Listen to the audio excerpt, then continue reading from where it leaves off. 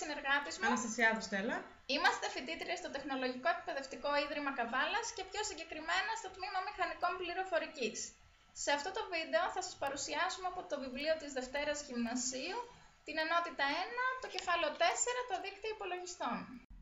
Αν είστε παρατηρητικοί, θα έχετε διαπιστώσει ότι οι υπολογιστές του σχολικού σας εργαστηρίου συνδέονται μεταξύ τους με καλώδια, έτσι ώστε να μπορείτε να ανταλλάσσετε δεδομένα. Μια τέτοια σύνδεση μας δίνει διάφορα πλεονεκτήματα, όπως για παράδειγμα ότι χρειαζόμαστε μόνο έναν εκτυπωτή.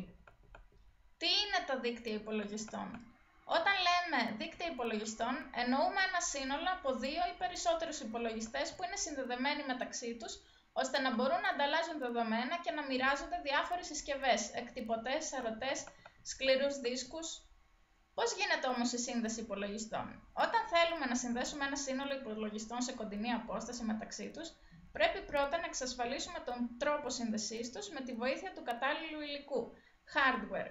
Ανάλογα με το μέσο σύνδεσης που επιλέγουμε, χαρακτηρίζουμε την σύνδεση ενσύρματη, σύνδεση με καλώδιο, ή ασύρματη, σύνδεση χωρίς καλώδιο. Ποια είναι η ασύρματη σύνδεση? Η ενσύρματη σύνδεση είναι η πιο συχνή σύνδεση υπολογιστών. Γίνεται με τη βοήθεια καλωδίων, χρησιμοποιώντας την κάρτα δικτύου κάθε υπολογιστή. Η ασύρματη σύνδεση, τα τελευταία χρόνια έχουμε τη δυνατότητα να συνδέουμε υπολογιστές χωρίς καλώδια, με τη βοήθεια ασύρματων καρτών δικτύου. Στην περίπτωση που έχουμε να συνδέσουμε μόνο δύο υπολογιστές μεταξύ τους, μπορούμε εναλλακτικά να χρησιμοποιήσουμε και τις θύρες σύνδεσης των υπολογιστών. Για ενσύρματη σύνδεση μπορούμε να επιλέξουμε μεταξύ των θυρών παράλληλη USB fireware.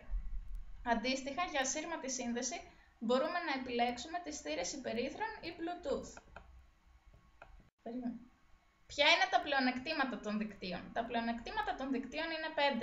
Είναι η επικοινωνία μεταξύ διαφορετικών υπολογιστών και ανταλλαγή δεδομένων. Είναι ο διαμοιρασμός εξοπλισμού προγραμμάτων και δεδομένων του δικτύου, η εξοικονόμηση χρημάτων, η παροχή υψηλής αξιοπιστίας, καθώς και η ευκολία επέκτασης, δηλαδή οποιαδήποτε στιγμή μπορούμε να προσθέσουμε σε ένα δίκτυο και άλλους υπολογιστές ή περιφερειακές συσκευές για κοινή χρήση, ανάλογα με τις ανάγκες που έχουμε. Τα είδη των δικτύων είναι το τοπικό δίκτυο και το δίκτυο ευρείας περιοχής. Το τοπικό δίκτυο καλύπτει μικρές περιοχές. Η σύνδεση των υπολογιστών μεταξύ τους γίνεται με τη χρήση κατάλληλων ενσύρματων ή ασύρματων διατάξεων, ενώ το δίκτυο ευρείας περιοχής καλύπτει μεγάλες γεωγραφικές περιοχές. Ποιος είναι ο τρόπος σύνδεσης στο διαδίκτυο? Ένας από τους λόγους που το διαδίκτυο εξαπλώθηκε πάρα πολύ γρήγορα και σε τόσο μεγάλη έκταση είναι η ευκολία σύνδεσης υπολογιστών και δικτύων σε αυτό. Στο διαδίκτυο μπορεί να συνδεθεί οποιοδήποτε υπολογιστής και οποιοδήποτε δίκτυο.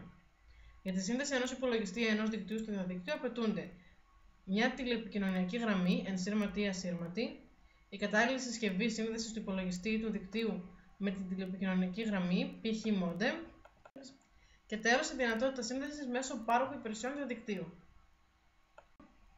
Τελειώσαμε με το κεφάλαιο δίκτυα. Σε αυτό το βιβλίο μπορείτε να βρείτε επιπλέον τεστ αυτοξιολόγησης. Σας ευχαριστούμε που μας παρακολουθήσατε.